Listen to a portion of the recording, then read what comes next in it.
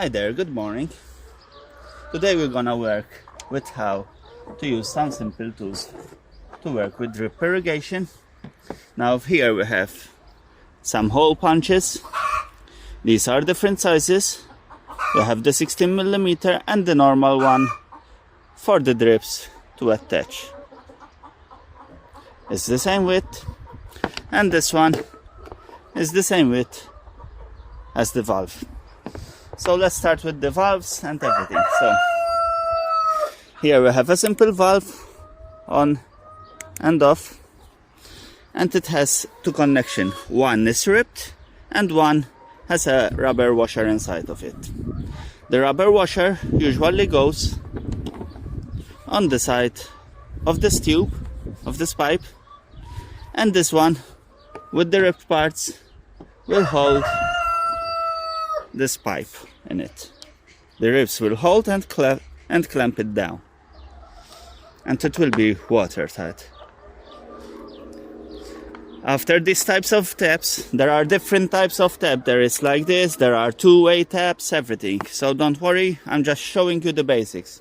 There are the connectors, and as before, there are four-way connectors, right angle connectors, a 90 degree, and even Ys. These are for the small pipe, and they are ripped. This is usually used to join one or multiple pipes together. Next thing is we have the taps. The taps, we have these without a washer, will be used as an end tap for here. Okay? We push it till the end. And this one with the washer seal on it is used. I'm gonna show you. We remove this valve from here, we just pull,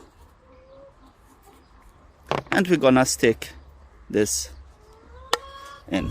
Now that is a watertight fitting, and as you can see, we didn't throw away the pipe. So now we need to attach this. So what we're gonna do, we grab the hole punch and we twist, and that's it. Now we grab the tap and we push it washer side inside, and it will click. That's a tap ready done. What we're gonna attach next, we're gonna attach the pipe to the grooves. So hopefully we just push it in. We have to put some force. Remember, always work on these pipes on a warm day. The warmer they are, the more flexible and they give more weight. So we fixed the small pipe to the main line. We are halfway there. Next we need an end tap, so that the water doesn't spill out from the pipe. So we just push this in. And we got it all in, so it's safe. Water won't spill out from there.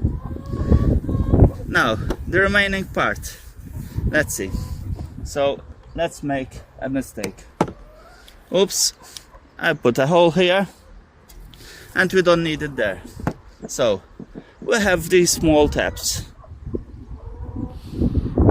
It's a plug, so we just push it in and it's fixed. But we need one for here, so we grab the small hole punch. The small pin which is coming out is so. I'm gonna show you because I didn't before. When we cut the part, usually it's stuck like this, and we push it so it drops out. So I'm gonna show you here. I'm gonna put a hole here. I'm gonna insert the drips. There are various types. I'm not gonna explain the types of drips. I'm gonna just show you how to install them today. Always check the good way down.